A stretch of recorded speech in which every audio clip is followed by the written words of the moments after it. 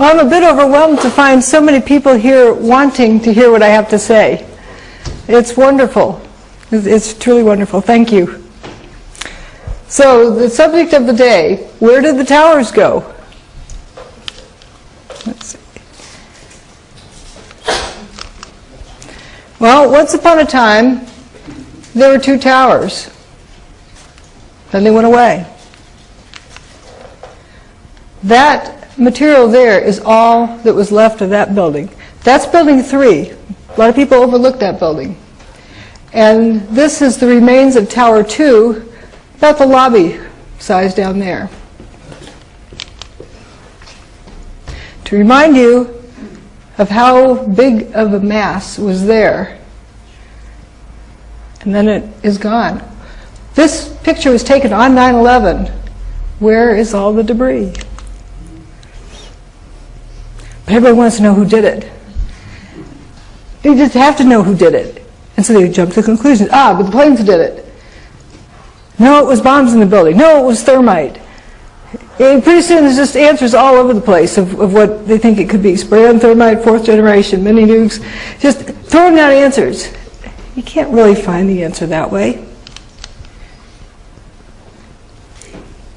Because if you had a dead body you came upon, how did it die? Well, we found a smoking gun. Now we know it had to be the gun that did it. But then it turns out you found the dead body underneath the garage door. The garage door must have done it. Wait a minute, maybe he was poisoned. So guessing the answer with just a few details is not a good way to go. I don't know if many of you heard about this case that really was just oversaturated in our media. This case of Casey Anthony, a mother accused of killing her child, and then was found not guilty because, and everyone was shocked. Not everyone, but the people who were following the story were shocked. But the next day, Jennifer Ford, one of the jurors, getting feedback here, spoke to the media saying they did not know how the child died. How can you convict somebody of a crime if you don't know what crime they even committed? The jury did not know what happened. So finding out what happened is the most important thing. Then you can determine how it happened, who was involved, why they did it. But what we're going to concentrate on, because it's the most important thing, is what happened. The main thing of what happened, the towers didn't burn up, nor did they slam to the ground. They turned into dust in midair. How do we know that? Wait, does that look like a collapse to you? We were told it was a collapse. We were basically brainwashed into reacting to this picture, like flashcards. Memorize the word collapse when you see this. But that's not a collapse. If they had hit the ground, if they had slammed into the ground, there would be over 1 million tons of debris piled up on the ground. But that didn't happen. If they had slammed to the ground, Manhattan would have been flooded because the bathtub, which holds out the Hudson River, would have been ruptured. We'll talk about the bathtub a little bit more. That didn't happen. And if they'd slammed to the ground, the seismic readings would have recorded 2 500,000-ton buildings slamming to the ground, plus a 230,000-ton building slamming to the ground. And that didn't happen. So we first are going to determine what happened by looking at these 3 main areas, and then there's a whole host of other areas we'll look at as well. So here we have what was left after the towers went away. Only buildings with a WTC prefix were destroyed that day. Really, hardly anything else was even scratched. A few damaging things here and there, but nothing catastrophic that couldn't be repaired. That's all that was left of the north tower. North wall, the south wall, and a little bit of stairwell B. Now the towers were steel structures with aluminum cladding on the outside. Well, you see a few pieces of aluminum cladding laying around, and you get a steel piece there. But right in front of the front door, why don't you have piles of steel structure? And there's this ambulance in pretty much pristine condition. Maybe the door got done a little bit, but I don't see any big piece of steel clobbering the top of it. And we know the park ambulance is at ground level, not up in space. So that's ground level.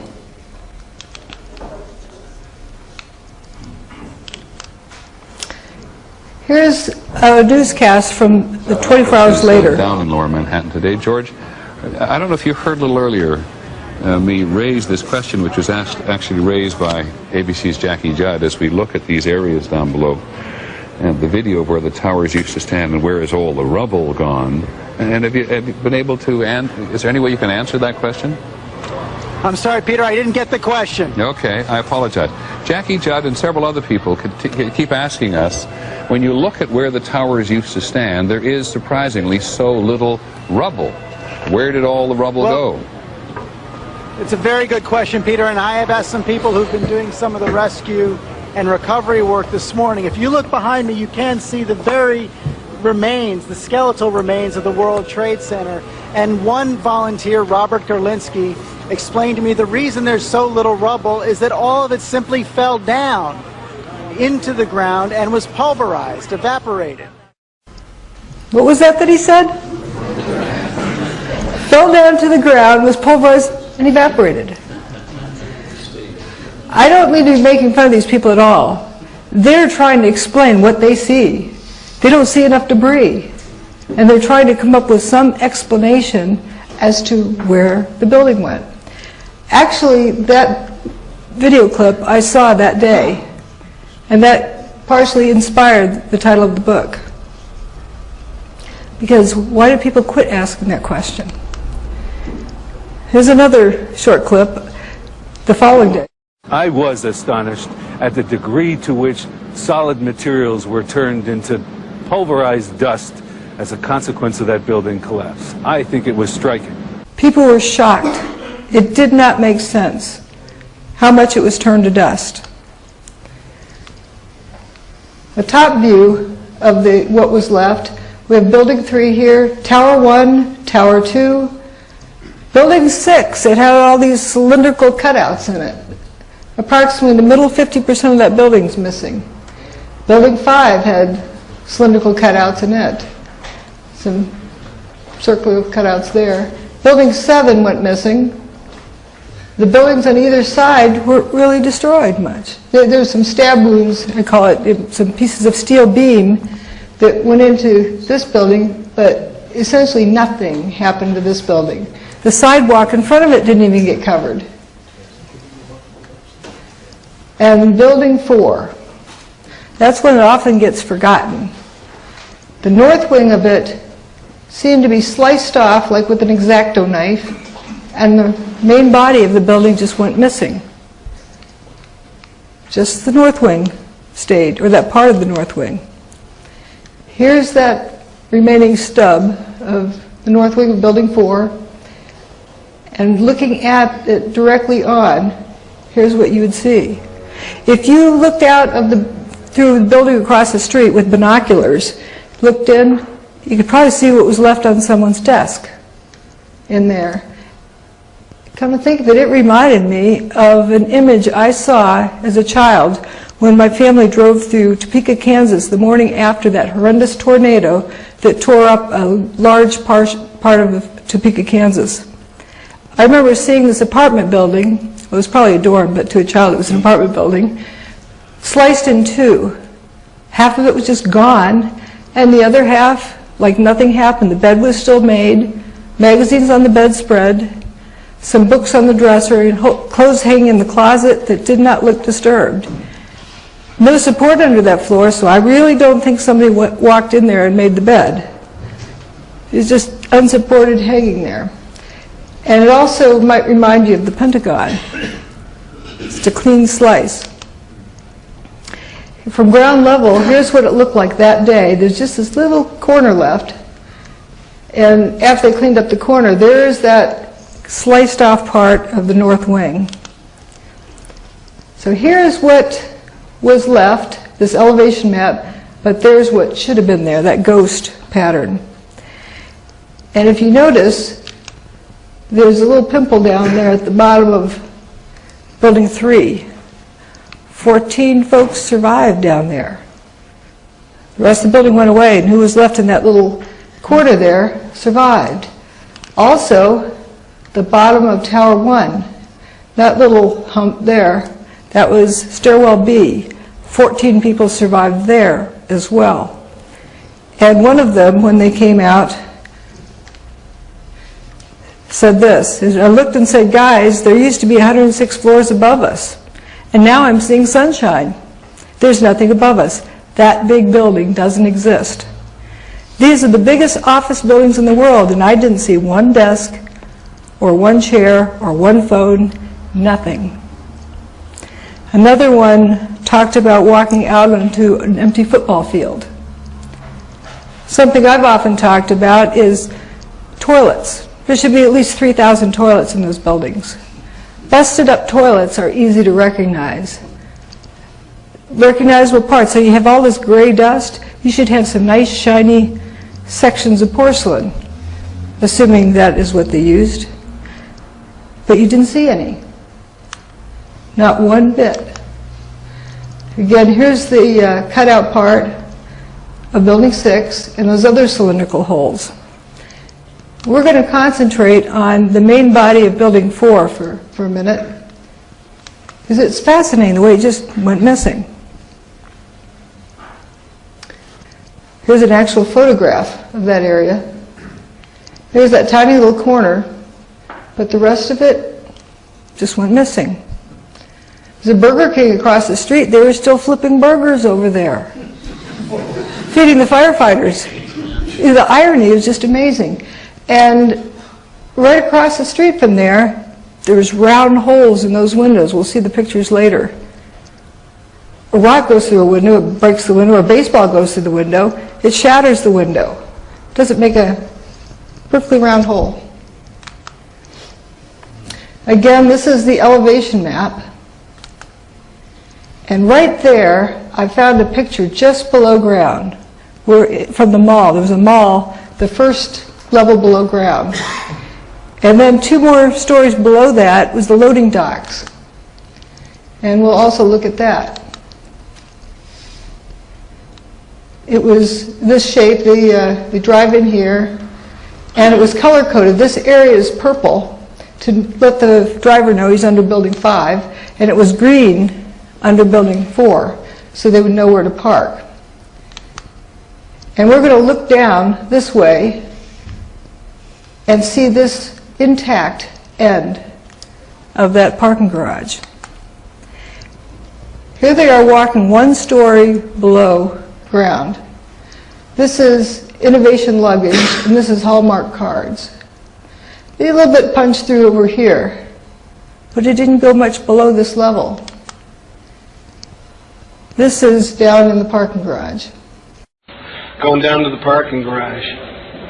We're in quite deep. These are the first pictures of search crews underneath the World Trade Center, desperately looking for survivors. That wasn't necessarily this area, but you hear that echo?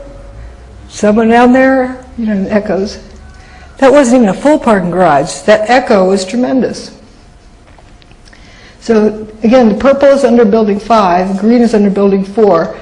Right above the end of that hallway is where that building went missing. Where'd it go?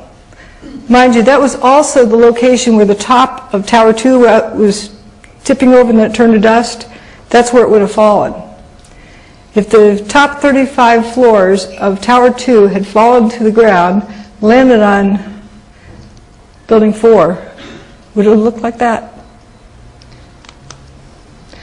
Now we're looking back from between Building 4 and 5 through the complex. There's Stairwell B, where those folks survived, those 14 people who thought that when the building came apart, they thought they were so buried it would be forever till they could get to them and they'd be dead before workers could pull the rubble off of them. But then the dust cleared and they looked up at blue sky. There would be over 1 million tons of debris piled on the ground if those towers had slammed to the ground. Didn't happen. Looking from 180 degrees on the other side, again, here's Stairwell B, the north and south facade. Where's the debris? There is some, okay, you get a few pieces of stuff here and there, but it's not anywhere near the amount to explain 2 110-story buildings and a 22-story building. Where'd it go?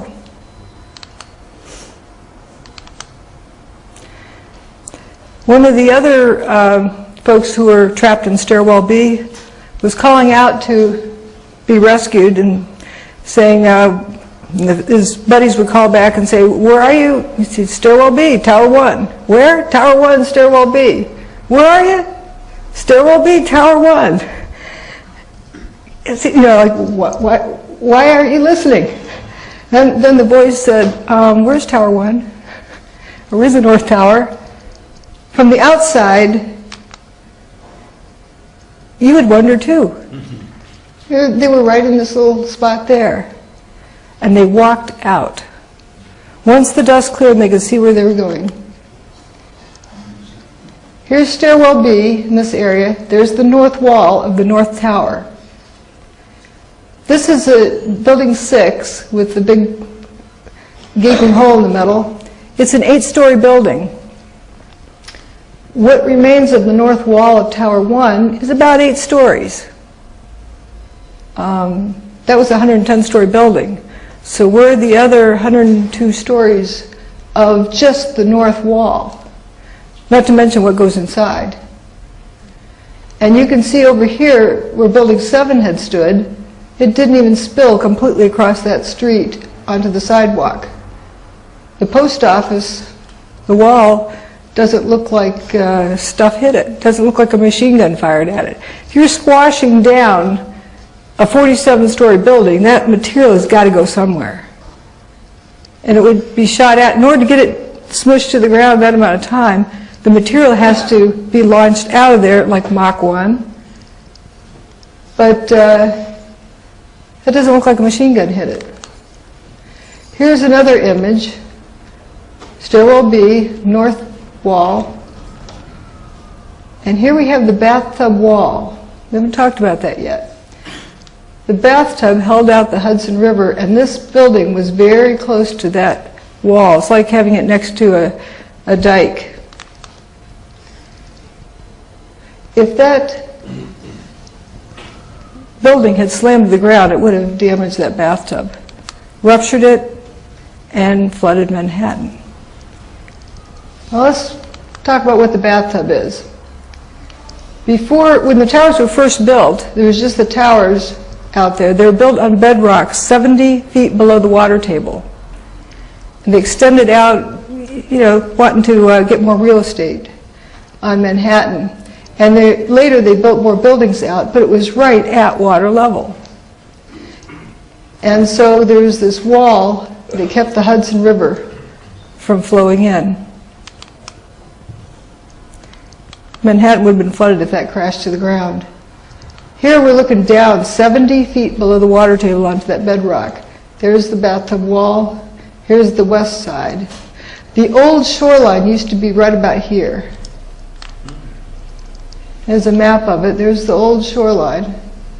They basically built the towers in the Hudson River and built this dike all the way around. They call it bathtub wall, or sometimes they call it the slurry wall. In the early 1900s, as you can see, 1909, They finished the PATH train station, and the subway would go underneath the Hudson River, came up, turned around there, and went back out. When they built the towers, they relocated inside this bathtub. And then you had the intersection with the subways that went around Manhattan. This is all below the water table. So if you broke that bathtub wall, subways would be flooded, all of lower Manhattan would really be destroyed. Another image of it, and they're starting to build out and extend out here, which they later did and built the WFC buildings. And again, you can see down deep into the basement.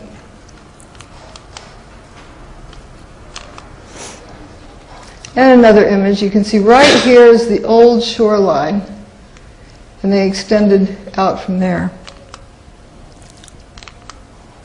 And after 9/11, they cleaned out the debris. Voila, a clean bathtub. I'm not saying there was zero damage, but there was no significant damage. There was water hoses being poured all over the quote, pile, over the debris field here, and it ran down into the tunnels. Here's a tunnel opening. And they were worried for a bit to see if it was leaking, but once they pumped it dry, it stayed dry. It was not damaged. And a view looking west. This is the new buildings they built when they extended it out further. This is the footprint of Tower 1, right here, right up against that wall.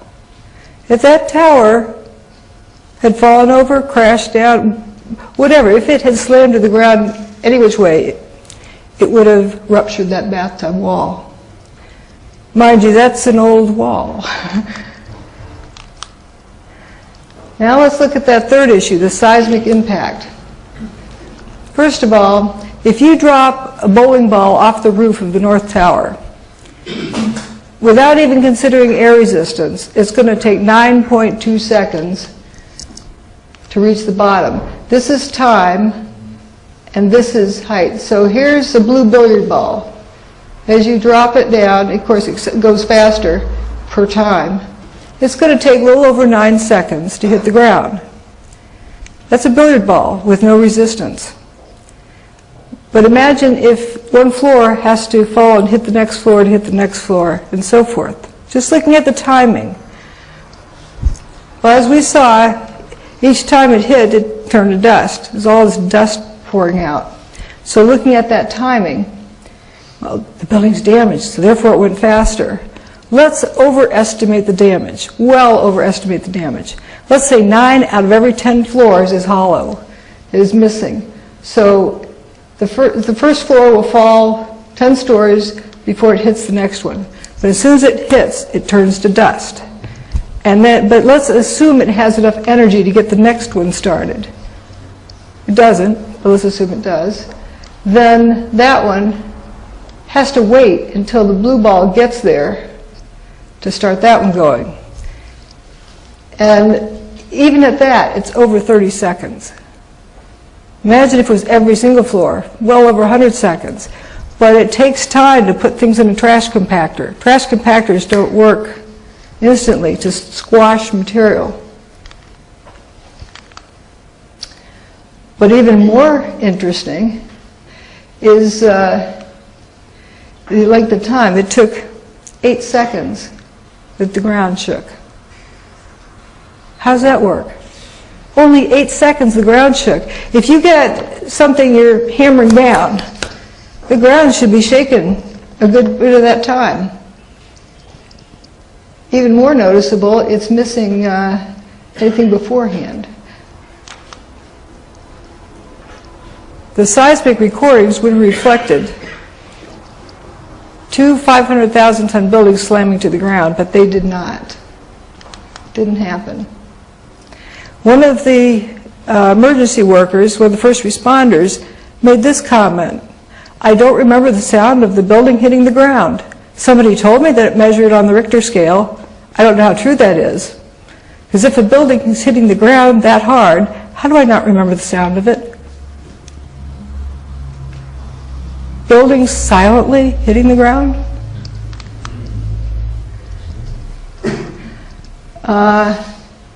I guess this part of the building doesn't make a thud when it hits. The building is completely turned to dust or near completely turned to dust. It's not going to make a thud. It comes down like snow.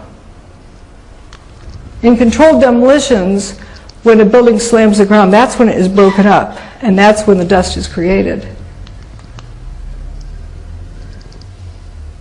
This is an earthquake that was in Manhattan in January of that year, on the same bedrock. It was in Midtown Manhattan. So we can test how that bedrock carries a signal. How does this look compared to that other chart? This has a whole lot more high-frequency waves, a whole lot more going on. That other one looks like it's over-filtered, or something's weird about it, but worse than that. Look at this. I call this the nozzle, kind of leading up to the big signal. This is when the P wave arrives, the primary wave and then the secondary wave.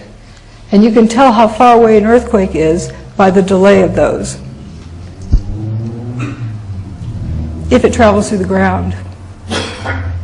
If it doesn't travel through the ground, you don't get S wave and P waves. You only get surface waves. Now, let's look at the signal from Tower 1. No S wave and P wave arrival. Only surface waves. And look how much smoother it is. It's not that high frequency kind of rattling look. And it's approximately the same magnitude. This is a 2.3 instead of a 2.4. So we know that bedrock can transfer seismic signals. So let's compare it to, well, first let's look at Tower 2. It had already gone by that point, but Tower 1. That's what it looked like on the overall scale. It's a 2.3. It should have been more, much higher number. And then all afternoon there were still these quarry blasts in New Jersey and in Pennsylvania that measured on the Richter scale. So we know that the seismic charts were working. And then the Fox Islands, there was an earthquake there. But just before that earthquake, Building 7 went away, dropped and turned to dust, or its final demise. But what was most striking about that is that little red vertical line. That's when it happened. And there's nothing really that stands out and apart from background noise. Where's the signal for Building 7? It should be at least this. The Seattle Kingdom was a controlled demolition. So let's analyze that. It's got a whole lot of data out there. There's a reason why I used it. Notice that the dust doesn't rise much above the highest point of the building. And afterwards, there's stuff left over. These are people down here, these little specks. So that's a lot of material that's left, and you can recognize what it used to be. And this is the signal it leaves. Notice it has an S wave and a P wave arrival. And it lasts like 52 seconds for the majority of it. If you dropped a bowling ball off the roof of the Kingdom, it would take about 3.9 seconds to hit the pavement below. It's a lot shorter. So we're just going to use that for a way to compare the length of signals. So let's average it to 4 seconds. But the major part of the ground shaking was 9 seconds. There's a lot more that shook after that, as the pile was probably readjusting and things were happening. And what was also interesting is the Seattle Times said, my gosh, the dust was in the air for almost 20 minutes. Not 99 days. Here's the seismic signals from 5 different recording stations for Building 7. If you're real creative, you can pick out something from background noise, but not much. This station, nobody could pick anything out from background noise. Now, they calculated when the S and P waves were to arrive. They calculated that, but you don't see anything happening there. Just a hint of some disturbance in the surface wave. But again, this station They couldn't even guess. Now, this building has 6 times, or had 6 times the potential energy of the King Dome. It should have at least registered the same as the King Dome on the Richter scale, which was a 2.3, like Building 1 registered. Building 1 was 30 times the potential energy. So here's the King Dome. We'll look at things relative to the other towers with that. If you turned all but the bottom 20 stories to dust of Tower 1, you would get approximately that seismic signal that we saw. Not without the S&P wave, but the magnitude. And for the South Tower, if you dustified all but the bottom 16 stories, that would explain why we only had a 2.1 on the Richter scale. For Building 7, that 0.6 on the Richter scale is like the bottom 2.5 stories falling to the ground, just about nothing. With the new phenomenon, we need a new word to describe it. Because using a known term for a known phenomenon that doesn't apply to a new phenomenon is not scientific. For what happened to the towers, I've used the word dustification. I think it's pretty clear what it means. It's a new phenomenon. We haven't seen a building get dustified before.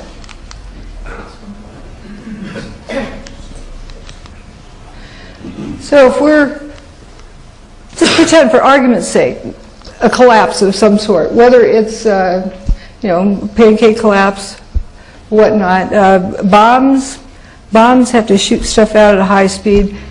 The point is, if this building is to get to the ground in 9 seconds, the material in this region has to go somewhere, has to shoot out at a tremendous speed. As it turns out, around Mach 1, depends on if you use 8 seconds of the ground shook or 9 seconds we calculate it would take. That's what the two differences are. If it was the 8 seconds, somewhere around this level, it would exceed Mach 1, the average speed the stuff would have to shoot out of the building at. Up here, just right at the top of the building, it would already be exceeding Category 5 hurricane strength, the air pushing out of the building. And the center air traveling out would exceed Mach 2.5, somewhere near the bottom. So with this stuff, like somebody's Coke can on the windowsill, it's going to get launched at a tremendous speed and hit all of the adjacent buildings. It would be like a machine gun fire. That didn't happen. Only one explanation I can think of would explain that. The building turned to dust. Another interesting phenomenon. This is Building 2 being turned to dust. The top tips over, shrinks up before the rest starts down. It even looks like this is tipping over and then tips back a little bit. Many folks have probably seen that video. It looks like it violates the laws of conservation of momentum, but it doesn't necessarily. It does for a rigid body, but it's not a rigid body anymore. If the thing starts rotating and appears to stop rotating, but each of the little specks in it are rotating locally, it can maintain conservation of momentum, not break the laws of physics. So it implies that the top was turned to dust. And sure enough, I mean, the rest of the building's still standing here, but this turns to dust first. Which adds to another question. If before the tower gets destroyed, you have the same stress across here. If it tips, you have less stress on this back corner. You've unloaded the building. This building here is used to carrying a bunch of weight on it, and you've taken that weight off. Why is it going to collapse? Now, I've called this phenomenon Alka-Seltzer. An Alka-Seltzer tablet, take it out of the package and it's dry, and it'll stay looking the same, won't really change much, until you change its environment. If you drop it in a glass of water, it effervesces and dissolves if you change its environment. This is steel. Steel usually doesn't have dust shooting out the back of it. Perhaps its environment changed. And I'll point out, these are the pieces of aluminum cladding. They don't look as affected. But this steel, I call these wheat checks. One of the photographers called it that, and they look like wheat checks. What, you call them shreddies here? Yeah. That they're 3 columns wide, 3 stories tall. They're prefabricated at the shop and then hauled out to the building and put in place, prefabricated. So when the building came apart, it fell apart into those prefabricated chunks. So here's a wheat checks falling to the ground. Turns out it never reached the ground. Turned to dust first. Here's a slow motion image of these pieces coming down.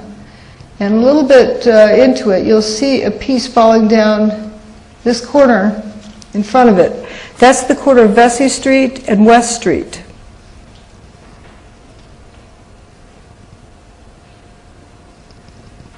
I think this is the one coming here.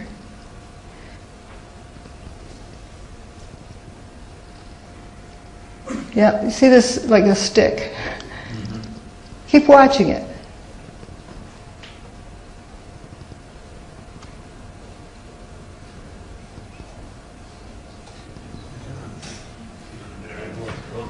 It turns to dust.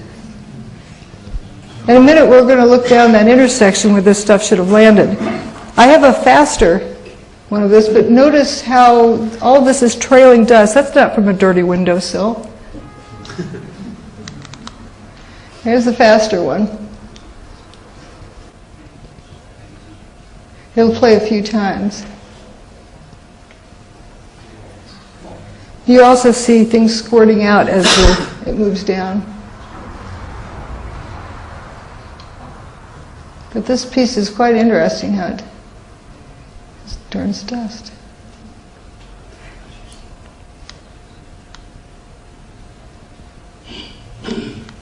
And this is the Verizon building. And we're looking at the intersection. There's West Street goes that way and Vesey Street goes this other way.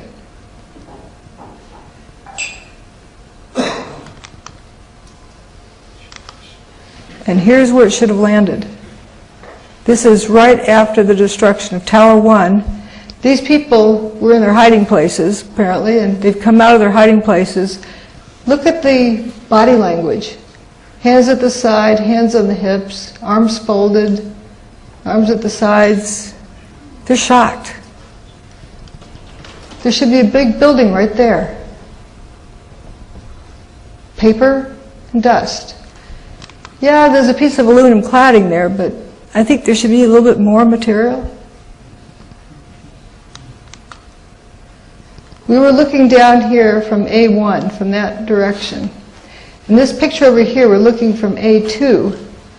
That's the same intersection. There was just a sea of unburned paper and dust. And then this car park went into spontaneous combustion. It appeared to go into spontaneous combustion.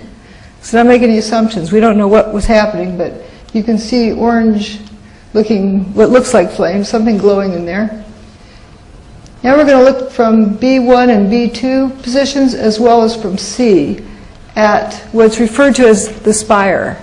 There's that clump of core columns from Tower 1 that seems to remain just a little bit after the rest and then turns to dust.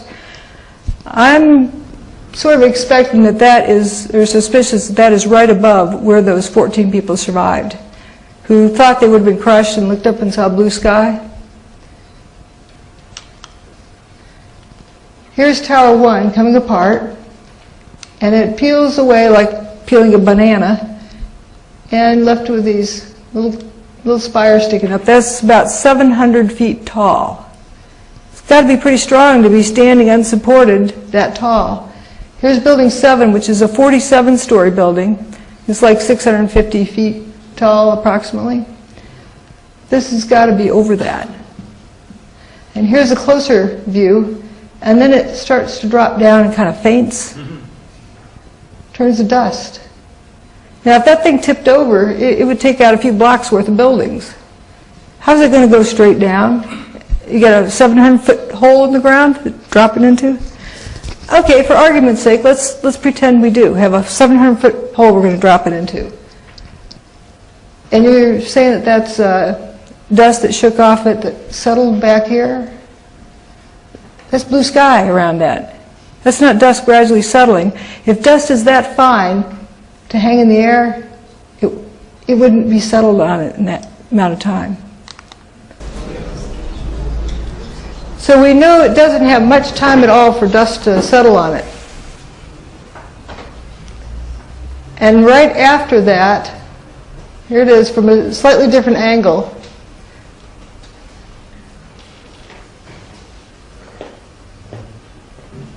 It'll just faint.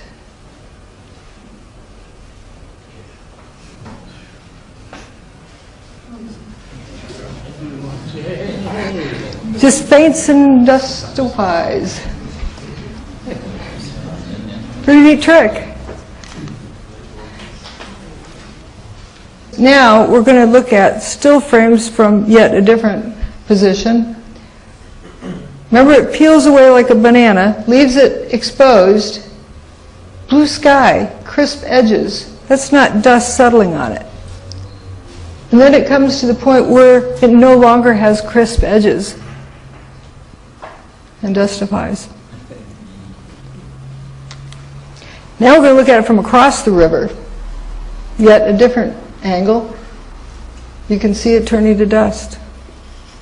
You know, it isn't tipping over in any particular direction. Oh, let me back up on that one. Oops, I backed up too fast. Okay. See how the dust cloud is sort of wrapping around this building? It's a little bit more wrapped around. So you can tell there's not much time has passed between those two images.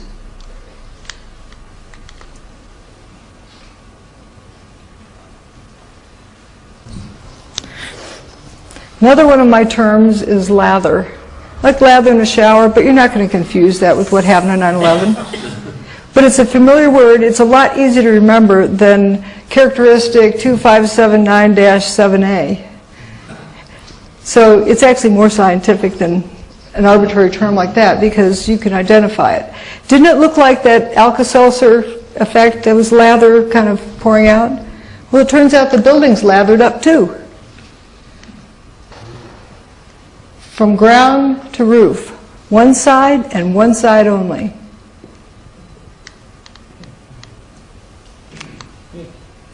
Not only that, this is building 7, the north face, and we have busted out windows, but the fumes don't want to come out there. I'm just using fumes as generic, not saying smoke.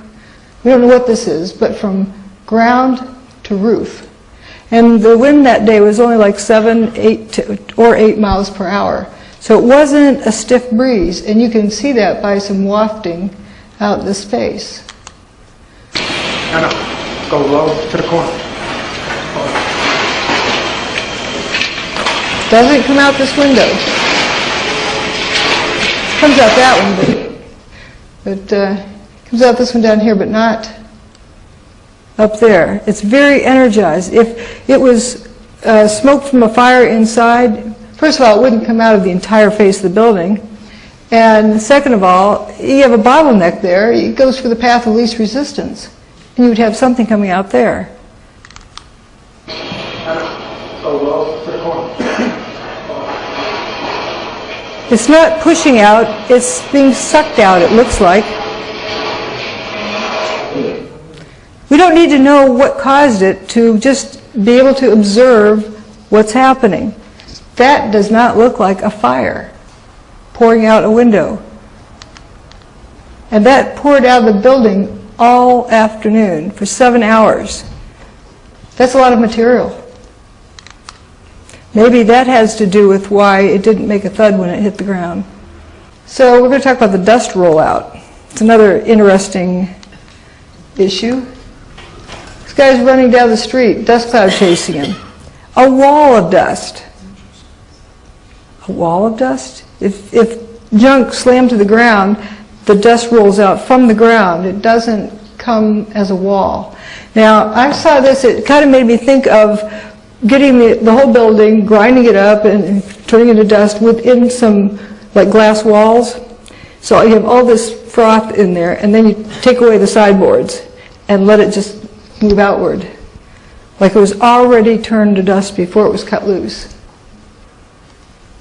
And as it went down the street, it ran over people, didn't leave them burned, just left them covered with dust.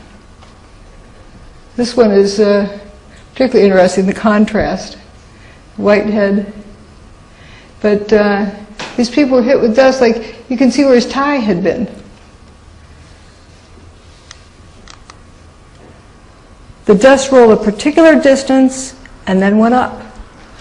Bob and Bree were in that apartment there, and it was wonderful of them to have shared their video. They took a video of this dust cloud rolling out. It didn't quite touch the window and went up. Never touched the window, like within an inch or two. It was amazing.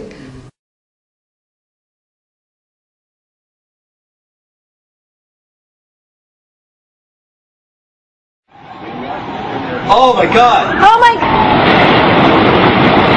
Oh my God! Oh my God! Oh my God! I told you! Oh my God! All these people!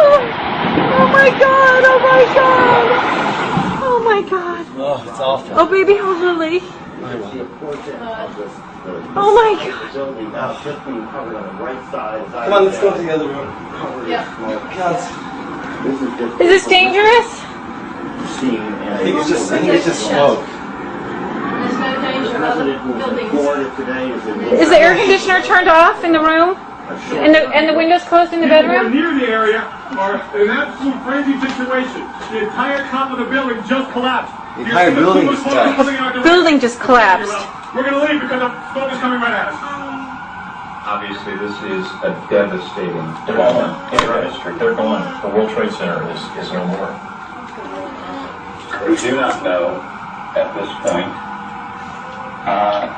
the extent of injuries or casualties, how many people were in these buildings trying to get out. We've seen some gut wrenching. Oh, people are running away. They're running away. Hanging out of windows. What are they going to do? You guys got to run away. You see the obvious. Look at the plume. All right, let's go to ABC News right now. I think it's going to be blown away from us. No, it's the wind is being blown away. Horrific, incredible, not to be believed. Tuesday morning, you are looking at live pictures of the World Trade Center where just a few minutes ago, within the last minute actually, the second Twin Tower collapsed. Just to recap, if you're just joining us, around 8:42 Eastern Time this morning here in New York City, a plane crashed into the right Twin Tower of the World Trade Center about 2/3 of the way up the building, leaving a huge gaping hole, a huge fire, and tons of billowing smoke. About 25 minutes later, a second jet, believed to be a 727 or 737, then crashed in a second twin. All these people running away. The dust rolls out a particular distance. What would explain that? Well, I'm thinking if you throw rocks, they go pretty big distance. If you throw flour, dust, it doesn't go very far at all because it has a lot of surface area per mass, a lot of wind resistance, so dust doesn't go very far. But if you throw rocks and they become dust in midair, at a particular rate, they'll reach maximum distance and stop going up. Stop going out, and then if they're fine enough, they'll start going up. This dust went up. You can imagine people who were down in this area, total blackout. 100% of the sunlight was blocked out. This is a view, a couple of the frames from their video. You can see the dust rising. It rose like yeast bread. It never hit their window. Just rose up. Really spooky looking. And other types of things kept breaking down and rising up. Here's water being misted onto what was left of ground zero, what was left of the debris field. And they brought in wet dirt, dumped it on it. This was Halloween, like 6 weeks later, after 9/11. This isn't fire. That's not what fire does. Wet dirt, dirt tracks. Also, if it were hot, you wouldn't put your hydraulic equipment out there. Hydraulics have permanent damage if operated above like 82 centigrade. But that dust went up, or whatever it was. Those fumes, I call it fumes just generically, like it was on a mission to go up. It almost looks like a funnel cloud. Dark stuff went westward. The whitish stuff went south and up to a certain altitude and then sort of wafts away. This is a close-up of that. Then we have the toasted cars. This one was over on FDR Drive. Nice, healthy-looking tire. Not so healthy-looking window trim. What happened to that car? We don't know where it was damaged, but there's a whole lot of them over here on FDR Drive, which is the opposite side from where the towers are located on Manhattan. And to give a little closer look here, we're going to look at both sides. This is the right side of this police car. You have a very abrupt boundary between the toasted area and the not toasted area. By toasted, I'm not implying cause. It doesn't mean that it was burnt. Toast, it's history. You use that term here? It's toast. You can't fix it. You have to buy a new one, or you can't repair it. So this is, something happened to this. The plastic lights on top, they didn't get cooked. So it doesn't appear to have been heat related. And the inside is very toasted all the way inside the door, but for some reason that from here back it's not toasted. And looking at the other side of the car, it has a spot that's not toasted. Here's a closer up view of it. Abrupt, like it had a mask over it in the darkroom. One part was exposed and one part wasn't. But wait a minute, fire doesn't work like that. Fire, you have the burnt area, the not burnt area, and then a transition in between, like black and white and shades of gray. You don't have totally toasted, not toasted at all, 1 nanometer away from that boundary. Again, nice back tire.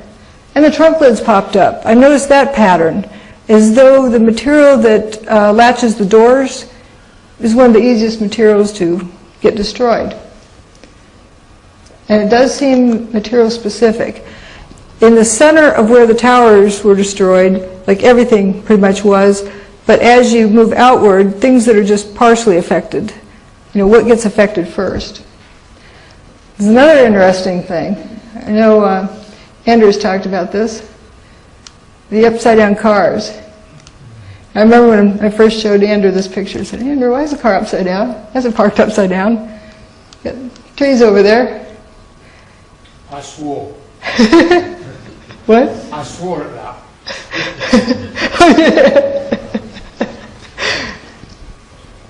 And this police car here, but notice the upside down ones aren't as toasted on the bottom.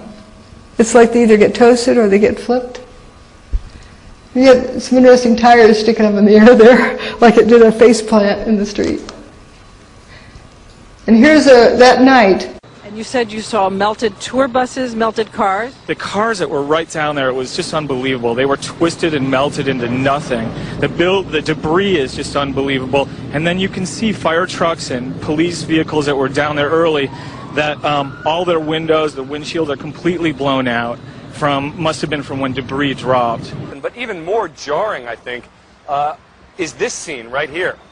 Look at these two cars placed on top of one another. I think when you think about the impact that these planes must have had, it's hard to visualize it because everything melted. But here, at least you have some remnants. You have literally an engine that is melded together with other parts of the car. Moving over, you've got another car they moved here. It looks like it's been through a war. You can see the papers, all the burned out papers from the building. You see the soot and the dirt, and it just shows you how devastating this blast was. Look across the street there. You've got a Con Ed truck that, you know, some of the Con Ed people now looking at, examining, trying to figure out which truck that actually was. But that truck, too, in terrible shape. So while many of the items, the steel, was literally melted. People who have been right down next to the base of what was the trade towers say there's virtually nothing left. Maybe a few flights of stairs, a few stories of one of the buildings, but that when they came down there was so much melting and so much demolishing of any kind of structure that they cannot imagine much being left or much hope of finding anybody alive. Now, why did they have, why was it melted? But none of the people walking around there were burned. None of the paper was burned. Well, very little of the paper was burned. A lot of unburned paper. So here we're looking at the toasted cars. Patrick Connolly was right around the corner there when one of the towers was turning to dust. He had to head for cover, and he managed to get inside that door. This is building 7. He went in there and started to go down to the bomb shelter in the basement and said, something's not right here. The bomb shelter was destroyed down in the basement. So he came out, couldn't really see where he was going, and starts heading up the road.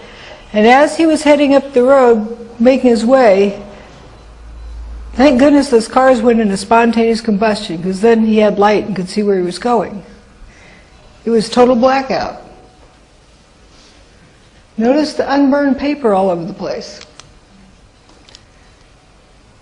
Here's where the towers were, FDR Drive. That's West Broadway. I sometimes refer to it as the swamp because it kind of looked like a swamp.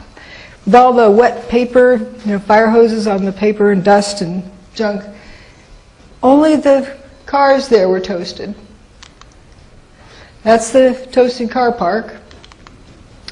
FDR Drive. Now some folks believe that the cars were towed there. Well, not all of them were towed there. I don't know if any were, but I know some were not. There's a first responder down here who witnessed the spontaneous combustion of these cars, and like George Stephanopoulos' friend, was trying to explain it away and thought maybe a fireball got loose from one of the towers and rolled down the street and caught the cars on fire. That was the best he could come up with. Also, what was interesting is over here on the Manhattan Bridge, there were some first responders, some EMTs driving towards the World Trade Center. They said you could feel the heat from the bridge. It was so hot from the towers. But paper over here was not burned. How could you feel heat from there? I'll bet you felt something and interpreted as heat.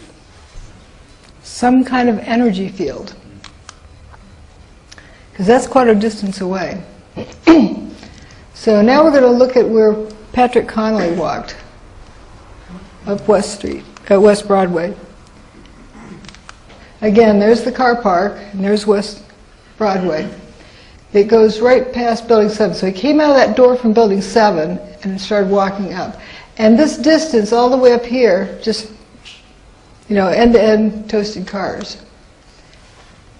Here's Building 7. He came up to intersection C, turned left at that point. You can see from above toasted cars all the way up to here in a wet street with, you know, the mushy wet paper and debris and so forth.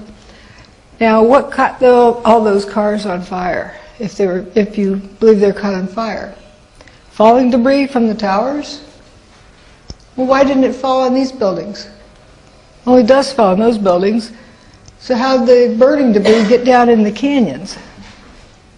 Yeah, that's a pretty deep canyon. Here's Building 7. It was early enough in the day that you don't see any fire yet coming out of Building 7 or any. It doesn't look like it's in distress. This bus, to me, it doesn't look like it burned up. Burnt things usually look black, and they have soot. I don't see any flame marks. This car here looks rusted. That's pretty fast for steel to rust.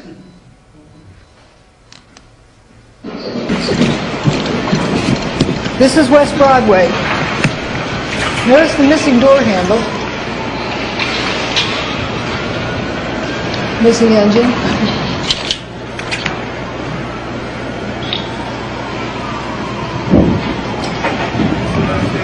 Go, let's go.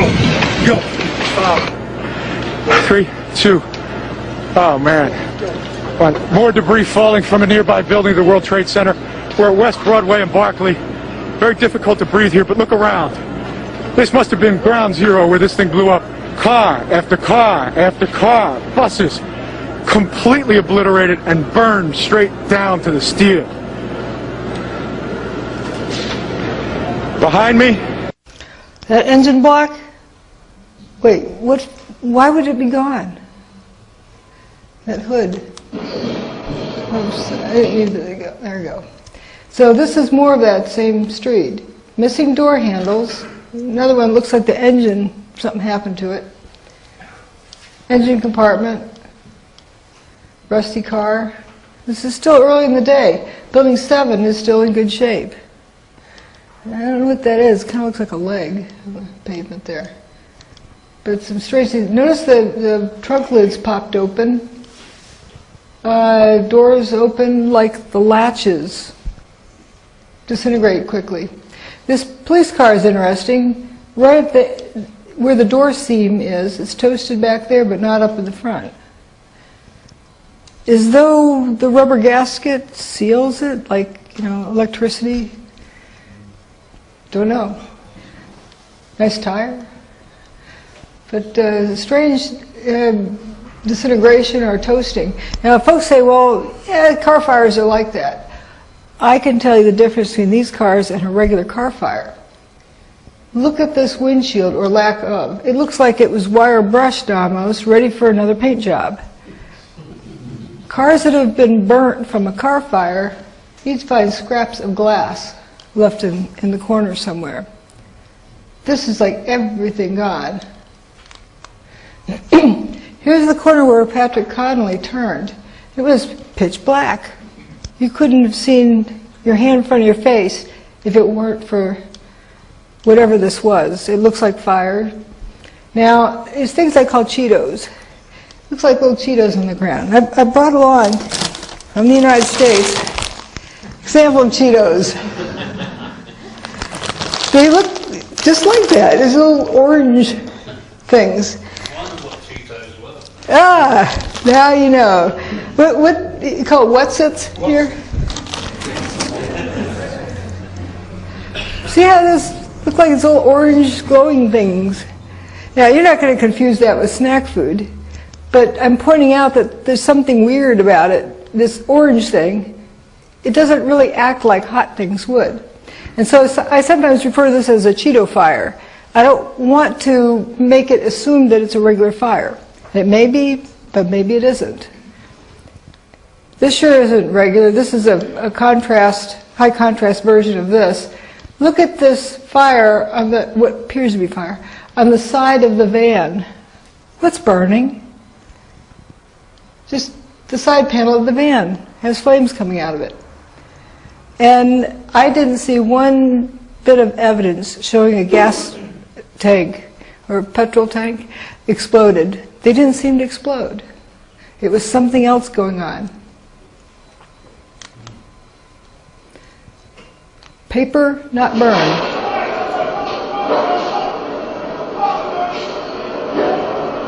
Doo-doo-doo. Do you think they're used to seeing that? There's in some of the transcripts, they're saying, well, we're waiting for so-and-so, so we just start putting out car fires. What else is there to do? But it was also interesting that some of them said initially the water had no effect on these fires.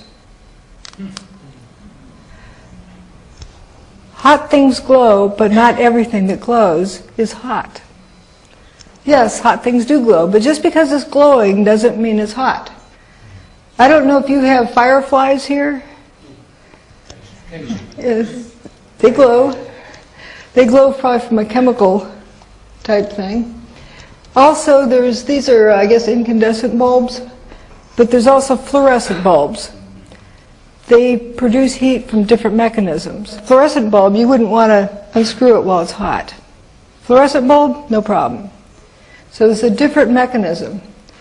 Thinking about that, all right, you have what appears to be unburned paper, something glowing. And someone in the truther movement would often say, see, molten metal. Wait a minute, molten metal from heat? Oh, why isn't the paper burning? You get these orange Cheetos over here. And sometimes you have Cheetos sitting on paper, paper's not burning. That doesn't make sense. Another big thing with this is that this is aluminum cladding from the buildings. Pure aluminum melts at about 660 Fahrenheit. I mean centigrade. It's lower, slightly lower if it's an alloy.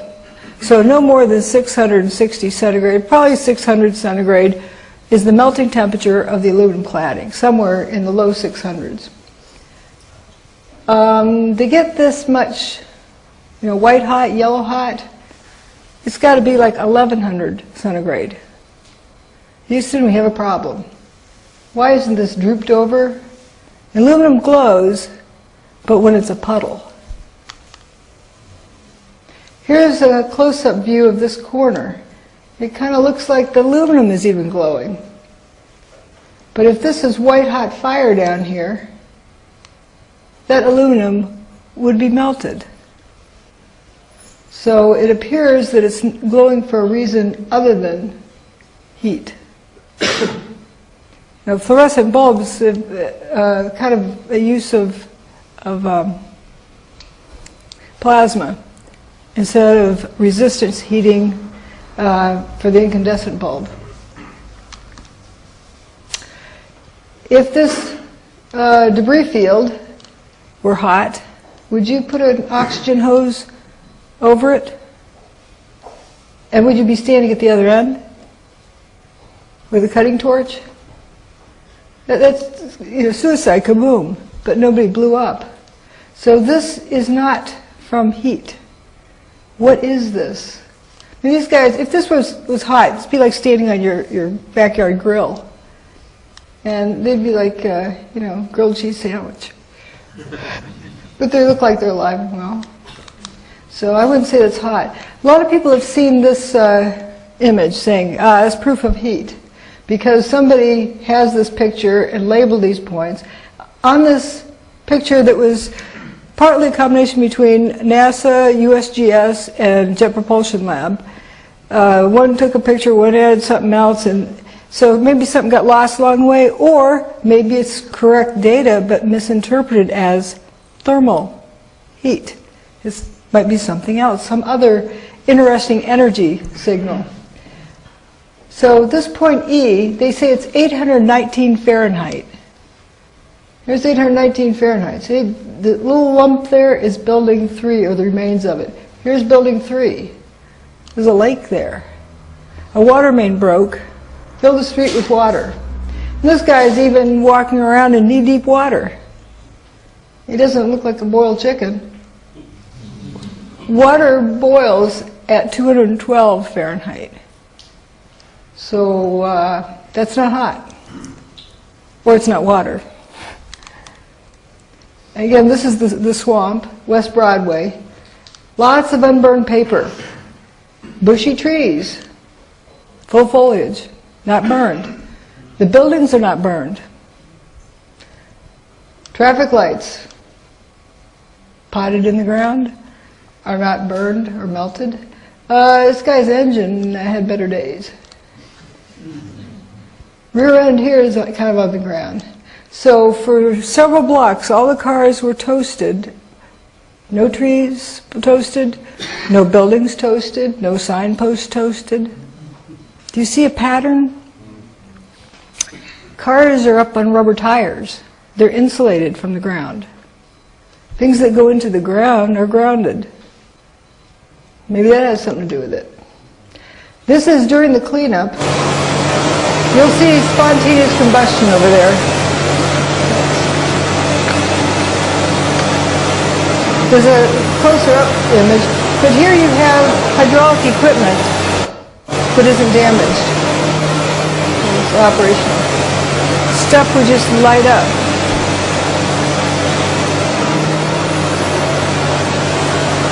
People who say this is fire burning for 99 days, well, it's not hot fire. You know, that equipment, again, hydraulics are permanently damaged if operated over 82 degrees centigrade, about 180 Fahrenheit.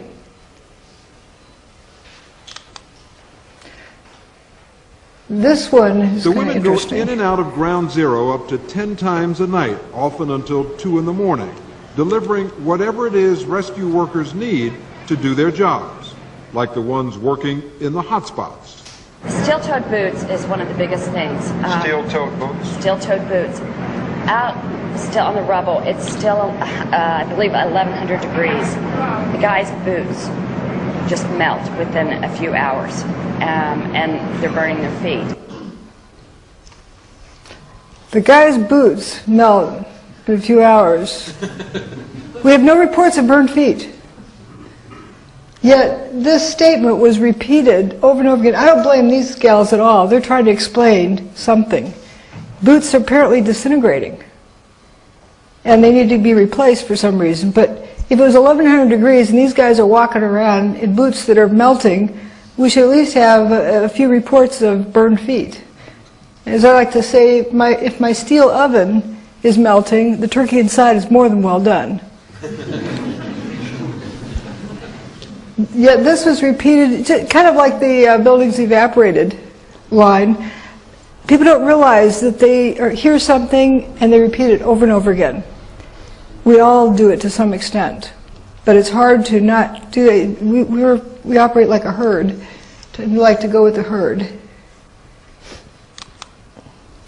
Rudy Giuliani also had made an interesting statement.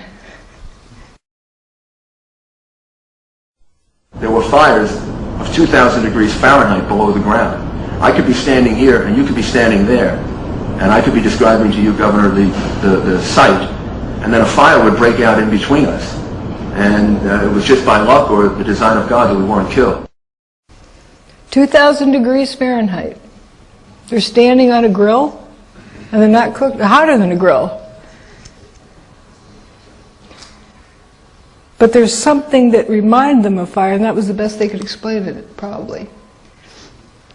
So let's see, that's that one. Another phenomenon I talk about is rolled up carpets. Looks like that. You know, carpets come rolled up, but how does that apply to the building?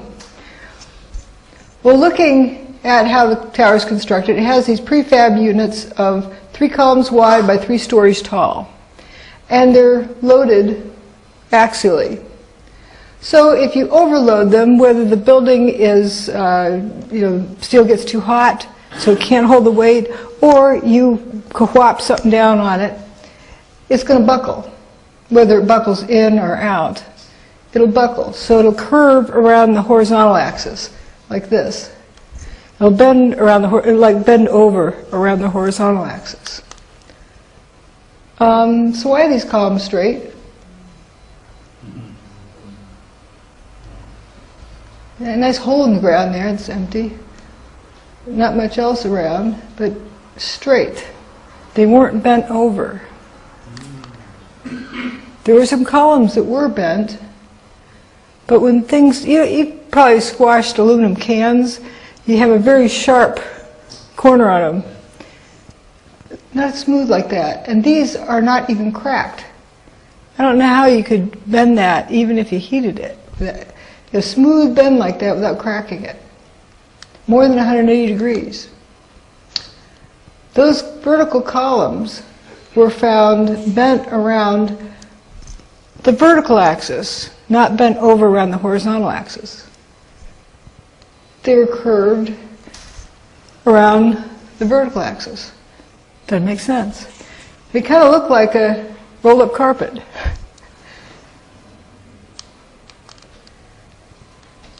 Straight columns, but they're curled around the vertical axis. And that sure doesn't look like a buckled column. It looks more like a piece of lasagna noodle. Some I-beams also curled around the vertical axis. Instead of, if you overloaded something, it would sag like that. So what explains this? And a smooth curvature. Here's some columns of wheat checks falling down, a section of them. This is down where building 3 is. This is tower 2 coming apart. This is higher up because you don't see building 3 yet.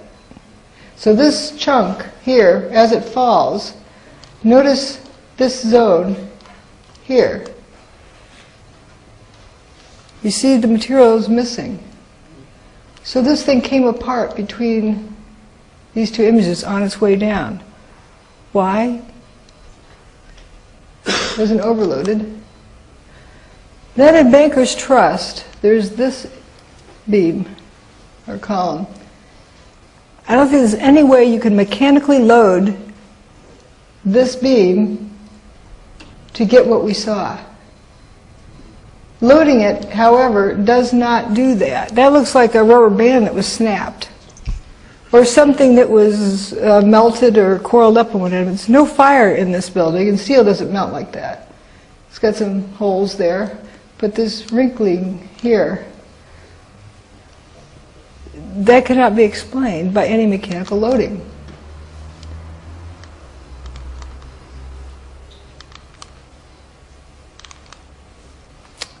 Proof of concept.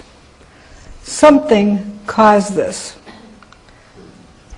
I can't tell you what caused this because I'm not the one who ran the equipment, but I can show you something that can replicate all of the effects we've seen.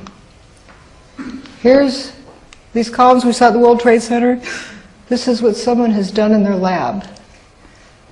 This metal is not kinked, not buckled, smooth curvature. This is solid copper, about 2.5 inches in diameter, and this is solid molybdenum.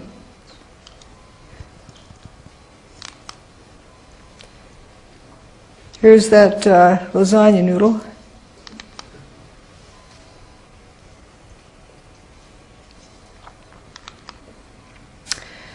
Now we have WFC1. What's interesting, again, no pockmarks in the surface from being like machine gunned.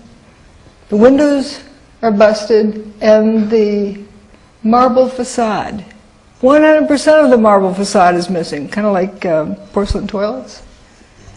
And we have this parking problem in front. This car is toasted, but this one has the tires going the wrong direction. It's upside down. Doesn't look too toasted. The inner pane is still intact, but the outer pane is broken. Rocks don't do that. So we have evidence of levitation and toasting or levitation. Here's evidence of, more evidence of levitation. Street, and I picked up the camera just out of habit. And something in the back of my mind said, run, run, run. And never in 20 years of shooting in New York have I run from an assignment. But something in the back of my head just said, run. And as I hit the corner of Liberty Street, it was almost being picked up by a tornado, almost being picked up by a wave. It was like being picked up with the black cloud. That black cloud had substance. It was like night, but it had a solid feel to it. It was like gravel, hot gravel, and just picked me up and tossed me about a block. At one second I was running, and the next second I was airborne. And I lost my glasses, I lost my cell phone, I lost my pager, but managed to hold on to both cameras. But it threw you for a block? I was back down at Ground Zero last week and walked the area where I have a pretty good recollection of where I was and where I wound up. and it was just under a city block.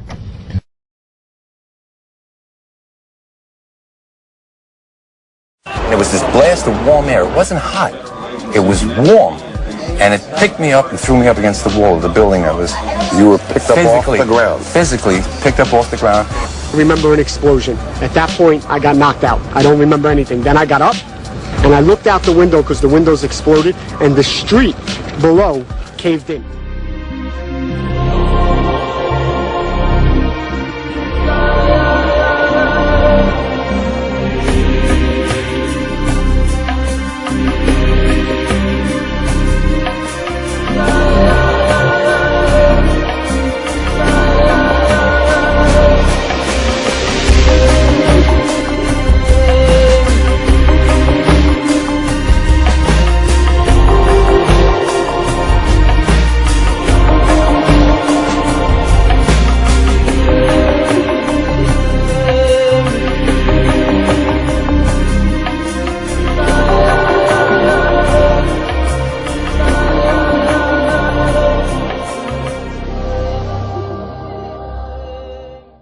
There was an EMT who was carried down some stairs. She didn't know how she got down there, so best explanation she could come up with is that she died, and God picked her up and carried her. She floated down the stairs. Also, those first responders who were in the bottom stairwell of stairwell B of Tower 1, while the tower was coming apart, they talked about having been floated up and down the stairs. They thought maybe they were being tossed, but they were going from the 3rd floor to the 4th floor to the 3rd floor.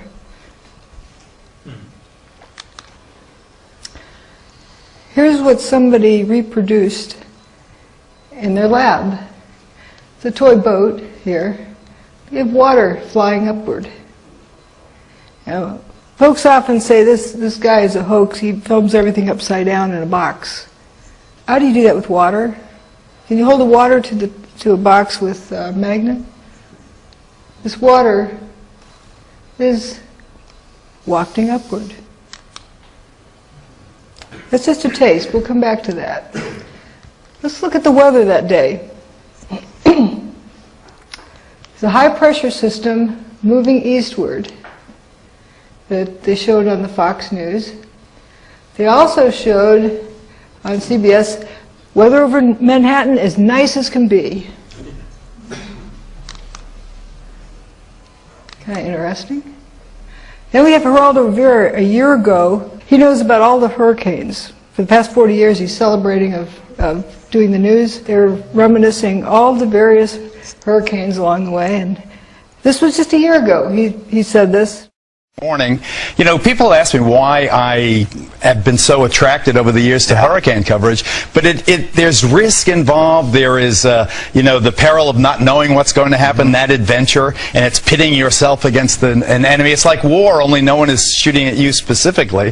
That's what the allure, but there is nary a storm that I am not, the juices don't flow, and you look and check it out. Look at that. Remember that? When that I watched that live. Too. And maybe a store on YouTube. You know, you got to get up close and personal. And this was Hurricane Ike, I think. This that was recent. That was wasn't this Rita? You would know. You know what? I think it was Rita. Rita in Galveston, Texas. Yeah, Galveston. And you know, obviously Katrina before that changed so many of our histories. It was so traumatic. You know, and it's one funny thing I think of if only a hurricane had come on 9/11.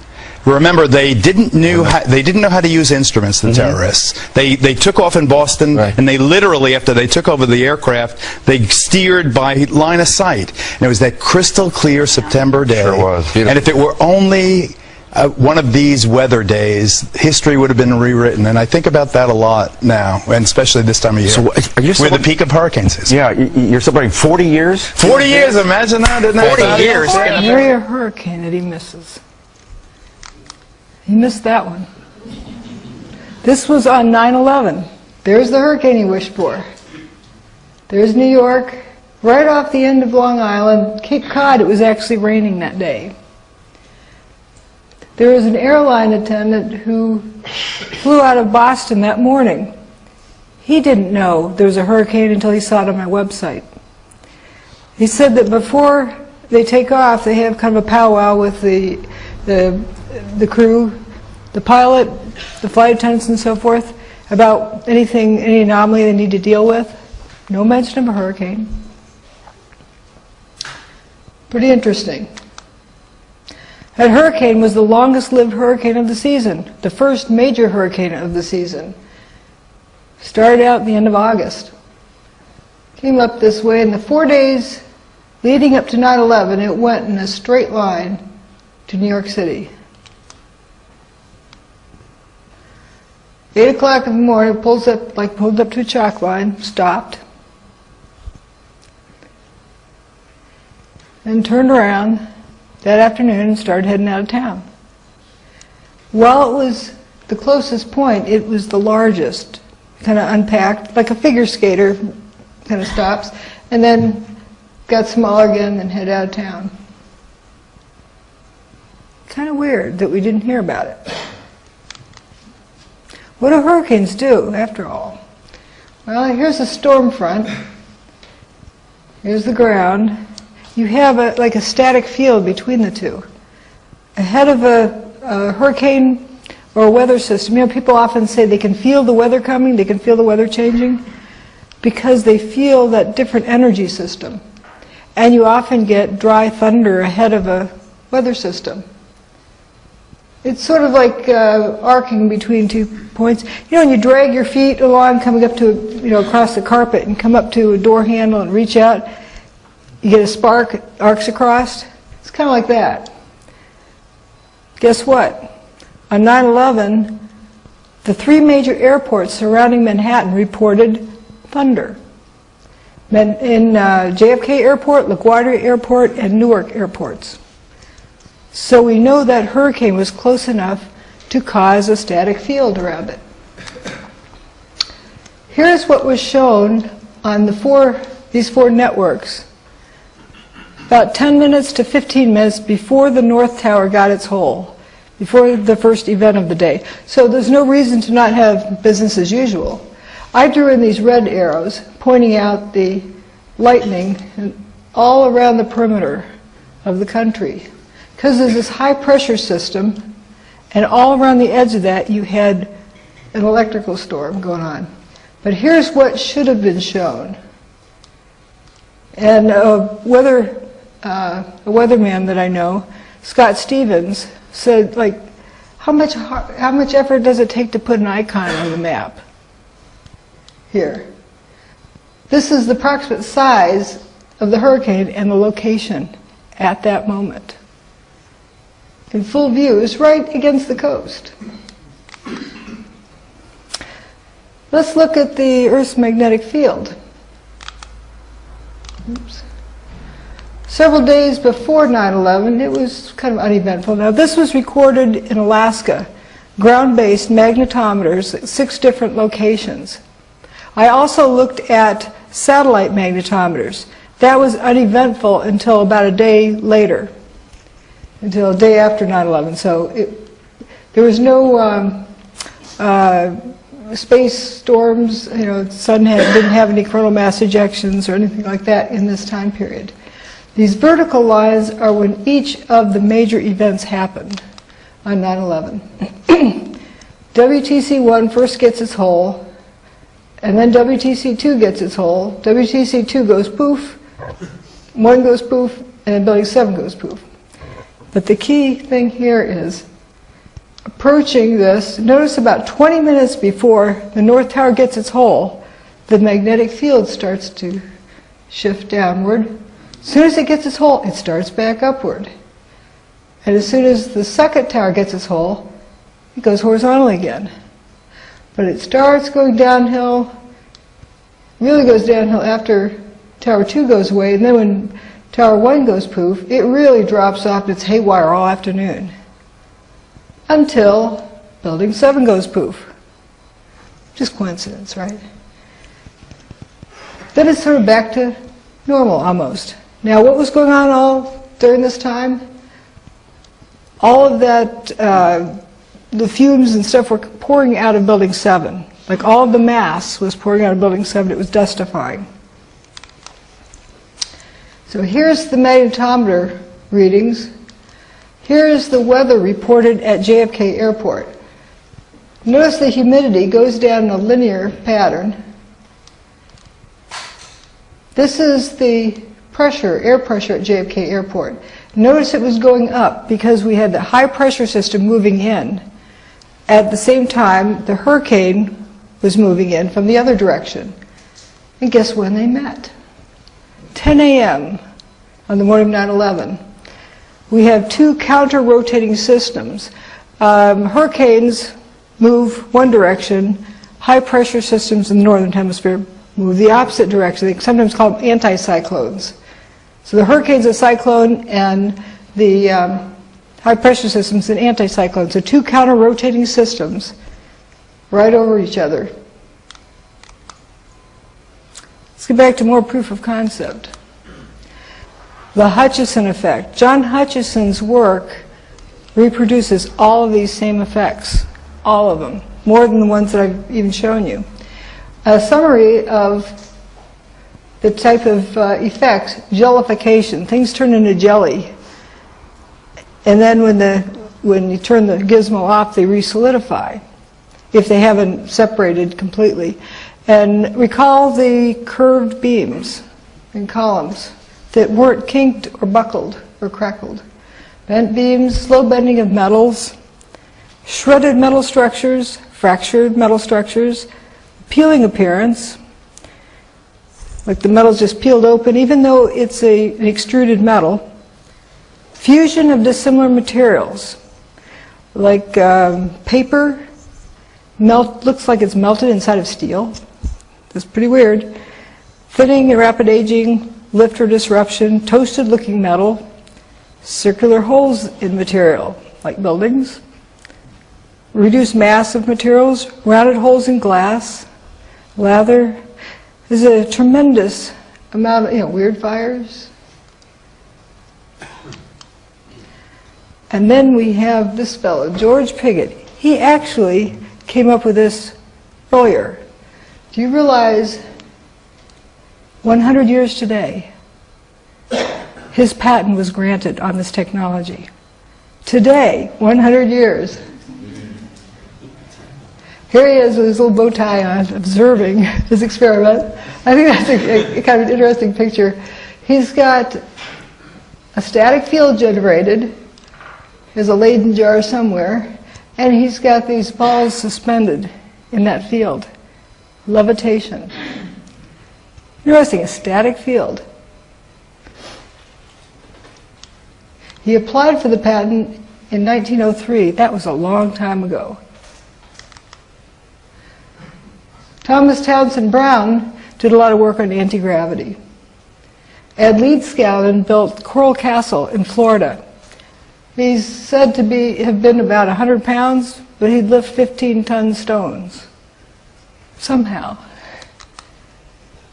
Here's part of Coral Castle. Here's the Great Pyramid. John Hutchison. Now, notice this person is standing at the base, about a little over one stone, maybe almost two of these stones tall, a little less. About the same height as that doorway in Coral Castle.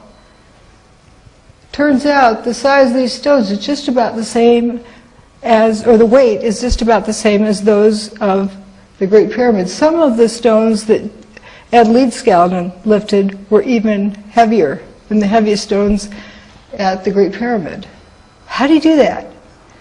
A 100-pound guy? He had a little tripod with a chain on it that couldn't have held very many pounds. But he had that gizmo with the magnetic flywheel. Now we're going to look at a sample of John Hutchison's work. See, he's still amongst us. He had another birthday a few days ago. He can demonstrate this in the here and now. I can't go back and visit George Pigott or Nikola Tesla. But I can go visit John Hutchison and see a demonstration of this. And here's an iron block, 2 inches by 2 inches by 7 inches tall, solid iron. This is what it used to be. This thing buckles over. Notice the fumes coming off of it. They'll come off partway through, and we saw fumes coming out of a door handle. See this door handle? This is at on 9/11.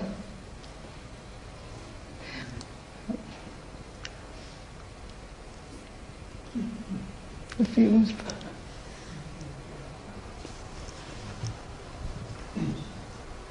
It's a broken window. If something needs to vent out, why doesn't it go out the window?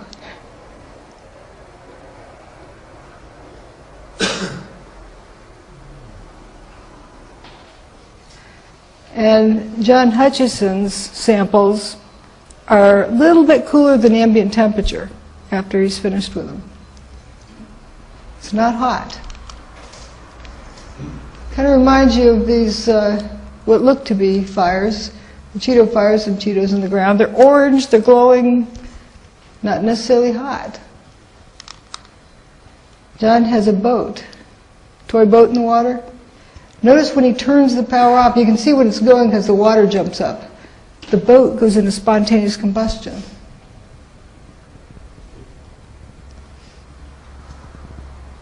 So here's the water, he's got the signal going now, and then he turns it off, and then it ignites. Kind of like the toasted cars. They ignited after the tower was destroyed, immediately after. It's a plastic boat. What's catching on fire?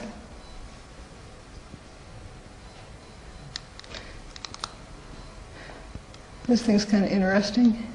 Solid piece of steel. Jelly.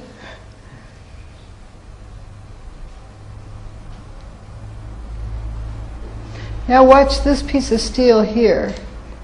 In this area, it'll come apart and move.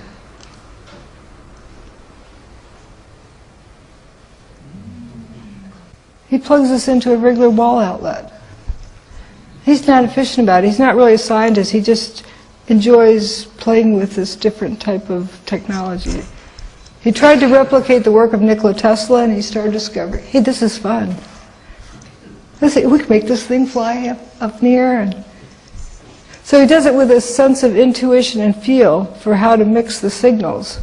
What he does is create a static field, and within the static field, he interferes radio frequency signals. Like microwave, as an example. It's not the microwave signal, and it's not the static field. It's the combination. It's kind of like a key opening a lock. Another kind of interesting issue. This is right across from where that building went missing. Building 4, right across the street from it, you have these round holes through one pane sometimes, without breaking the inner pane. Holes here. They're roundish kind of holes. Some look even more round. If you throw a baseball through it, I'd love to see a kid ask the teacher this. Teacher, when I throw a baseball through the window, it looks like a spiderweb pattern. Why doesn't that look like that?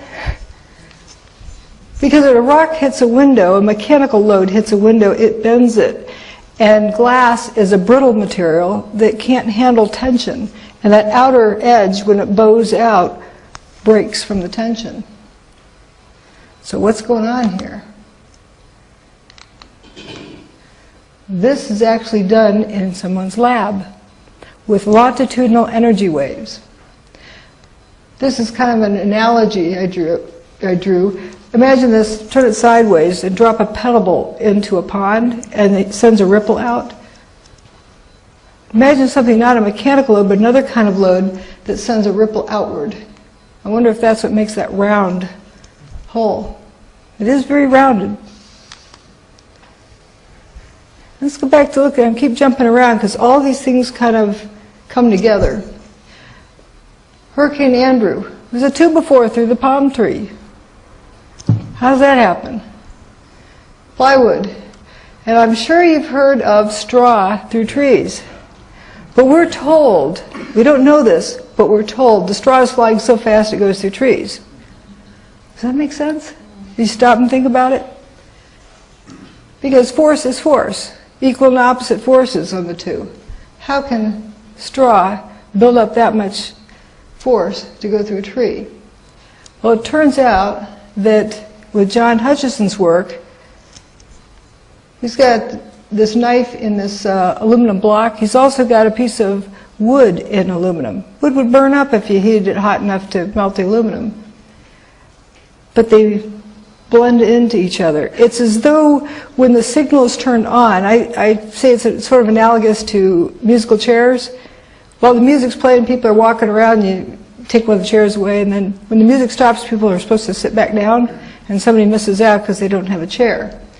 Well, think of the atoms and molecules like that. They kind of let go and they're up and moving around when the music stops. They try to grab onto something and some of them miss out. And I think that explains some of the rustification that we see.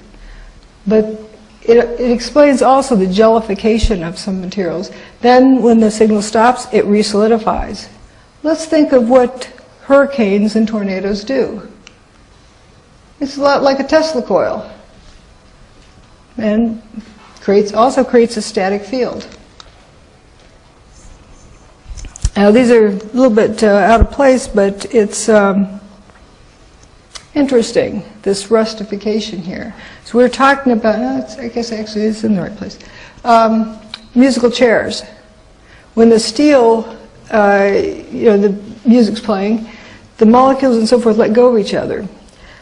Structural steel isn't just iron. It's mostly iron, but it has a few other doodads added in, like carbon, so forth, to help its structural properties and to help it be more resistant to environmental effects. Steel does not rust that easily.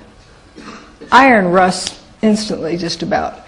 Get an iron skillet, leave it in your sinks with water in it, you come back, it's bright orange.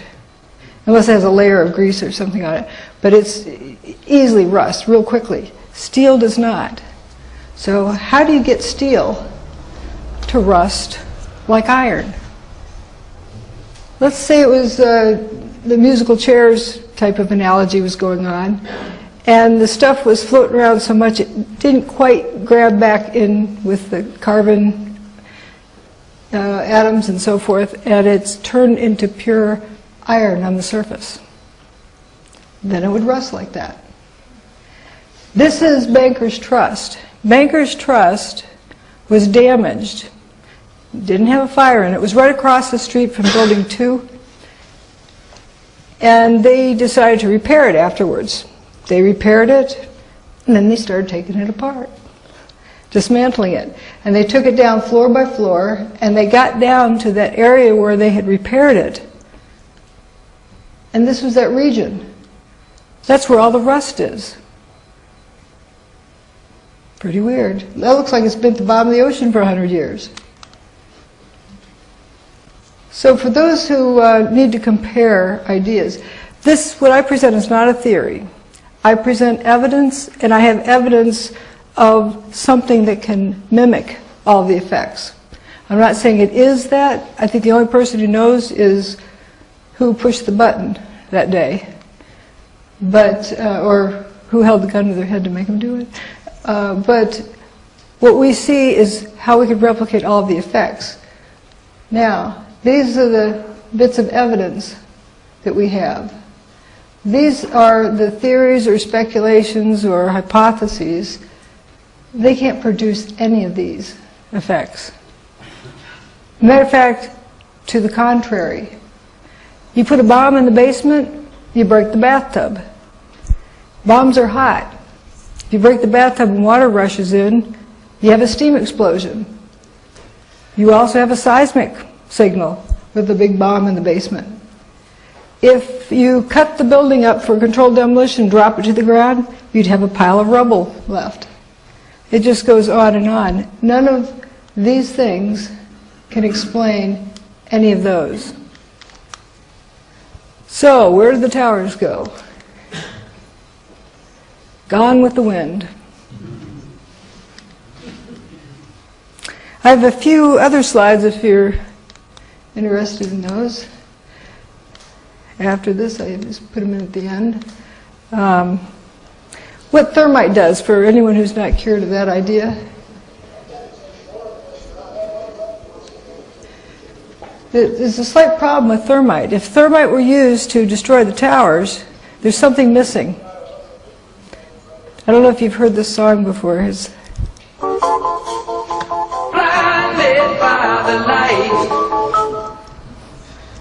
anyone in that area would have been blinded by the light, whether it's a nuke or a bunch of thermite. This is what thermite's used for, welding railroad tracks. It's also used for burning paper. Did you see above our heads? This is a tornado. Look above you, right here. Look at that. Oh my God. Oh, he's throwing the shot. Shoot. I'm shooting. Good. Dude, look at the funnel.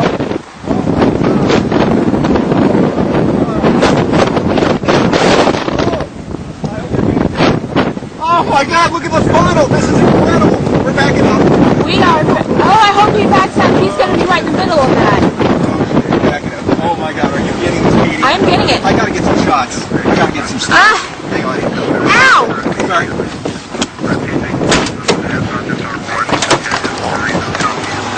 Look at this, baby. Ah, stop. Look at this. Tell me what it's doing. Folks think of tornadoes as being like a vortex, that, like a toilet draining that comes down from the sky. It's an energy field, a vortex type of energy field that happens to occur naturally. This one started from the ground up. It's a potential between the clouds and the ground. It turns out that there's a whole lot of similarities between this and what happened on 9/11. People talk about anti-gravity. And those who have been inside a tornado and picked up by one, they can breathe fine. It's not like a big vacuum cleaner. Hopefully they don't get too busted up. Let's see. Is that now that you've seen all of the slides, you look at this. Can you call that a collapse? That is a new process we've never seen before. This looks like a squirting out. Or like foam. It really wasn't that loud. And there's something else that some folks have wanted me to talk about. Here's the hole in the North Tower. The plane-shaped hole. It's a hole. I don't go into why it's there, what caused it. But what I would say is this little slot here, airplane wings can't do that. But up here at the 105th floor, notice that fellow. We're going to take a closer look. We heard about all these jumpers. There he is there. These guys over here, some of them have their shirt off, some have their pants off. Does that make sense if it's hot? Would they do it because of a bomb in the building? Would they do it because of fire? Why would they do that? And this fellow looks like he's taking his pants off. This is the 105th floor. Okay, if he needs to take his pants off, for some bizarre reason, we don't need to solve that for this question, why doesn't he just step inside? Smoke, you say? Well, he could hold his breath, step inside, take the pants off, and get back out. So why doesn't he do that? Why does he have to take his pants off while dangling from the 105th floor by like one hand and one foot? And the firefighters on the ground, those poor guys, that must have been utter torment. They've been trained to save lives, and there was nothing they could do. They had to watch. There's one fellow that they talked about having to watch because he wanted to go out and start catching people. Feeling helpless, I think, is about the worst human emotion there is. And they've been trained to save lives. And several of the fellows said that there's like 5 a minute, 4 a minute, 3 a minute out of each face of the building. Let's estimate 3 a minute out of each face of the building the whole time. That's 4, 3 a minute, 4 faces, that's 12 a minute. The building was standing for 100 minutes, that's 1,200 people left the North Tower, approximately. And there was 343 firefighters that were killed in the basement. Add those together, that's 1,543. Guess how many separate people were identified? Just under 1,600. So it's approximately the number of people who left the building. What happened to people in the building? Probably the same as the rest. Now, what would cause you to do this? These people want to live, or else they wouldn't still be hanging on. And the firefighters had never seen people jump like this before. Maybe they'd seen, in all their 20 years on the force, seen one jumper from a building. And that was like the third story. Nothing like this. Something different was going on. So if I'm up there and the building's on fire, I'm going to go to the bathroom as fast as I can before we lose water pressure and get myself wet. I'd be wet. Maybe if I had some extra clothing, soak that down, wrap it around my head, and head for the door, head for the stairs. If the sprinklers came on, I'd be wet. If the sprinklers didn't come on, it was hot in there, I'd be wet. So it's a good chance these people are wet. Now, they have a lot of motivation to take their clothes off, because firefighters wear extra clothes to protect them from fires. They don't fight fires in the nude. So there's something else going on there too. That isn't because they're hot. You know, when you put, this is just an example, not meant to imply that's exactly what it was, but when you put food on a paper plate in the oven, in the microwave oven, the chicken on the plate cooks, but the paper plate doesn't, if it doesn't have water molecules in it. If it's wet, then it heats up. Water molecules are affected more by microwave energy. It's a form of directed energy.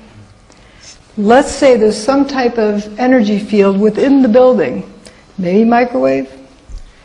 So if you were wet, or wet clothing, you'd want to get those wet clothes off, or else you'd be feeling like you were being fried. Crowd control, nowadays they have this active denial system that microwaves a crowd, makes them want to just get out of there as fast as they can. So the active denial system they call it, but really this behavior seems explainable by some weird energy field within the building, because they're hanging outside the building. Also, they want to take their clothes off outside the building. People hear about thermitic material being found in the dust. What's thermitic material? Well, we have a building that was turned to powder midair. What was the building made out of? It was a steel structure with aluminum cladding. Let's dustify that, turn the building into nanodust. You have aluminum and iron. Iron, that fine, is going to rust immediately. Guess what thermite is? Yeah. This and this. So if we didn't have that in the dust, something more serious would be wrong. People will talk about hearing booms. Remember, hot things glow, but not everything that glows is hot. Bombs go boom, but not everything that goes boom is a bomb. It's a Scott tank. The air tanks the firefighters wore. There were quite a few firefighters who witnessed Scott tanks exploding at ground level that were in fire trucks. So, it pretty much ends it.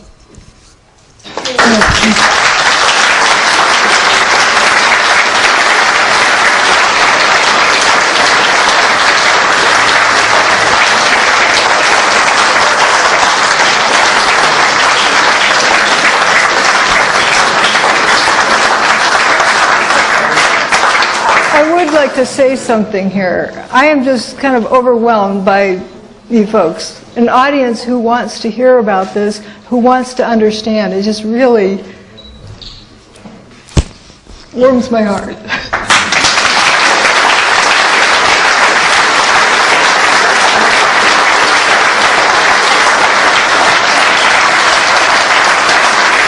you. Thank you.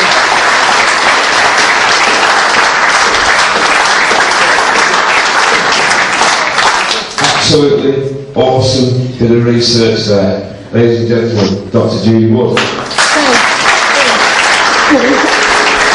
Thank you. Need more, Larry.